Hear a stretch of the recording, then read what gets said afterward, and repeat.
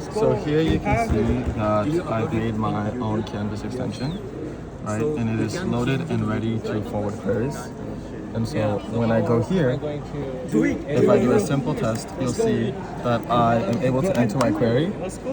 And if I go right here, this is a query that's supposed to show all the course code. This is on their documentation. But if I copy this query over here and I paste it into my code, this actually calls this Python server, which then calls this extension. You see the extension gets the message, it forwards the request back, it makes the API request to Canvas API, and you'll see it goes back to the server, which then forwards it back to the code that I ran, and you can see all the course codes right there. Okay, so that's part of it. And then we also have the MCP, right, where the MCP currently isn't able to make custom queries. But for example, if we were to do this right here, where we're just going to make it the MCP get all course codes, right? So get all.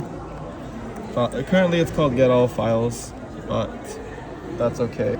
So right now I haven't pushed this query code yet. But you do see that I have a tool that just adds two numbers, and this is Cursor, right? So Cursor is able to connect to MCPs, and so if I tell it to add, like for example, two numbers, it shows the X like it's right? I have it added two numbers. You'll see that it is going to actually call my MCP, right? It runs add tool, which is this add tool that I made right here, my Wi-Fi, and boom, it gets it. So I have an MCP that works, and you can connect it to any client. And then in a bit, I will now show you it actually making a query. So in order to make this MCP available to anyone, I did use a third-party service that is currently still building my last changes, so I cannot show you it working. But essentially, you can see that it would have worked because like this is the same code from the other one, and it's going to make that query, and you can see it from get all course code. So it could have ran the code. I need like literally 5 more minutes, but it's 5:58. So bye.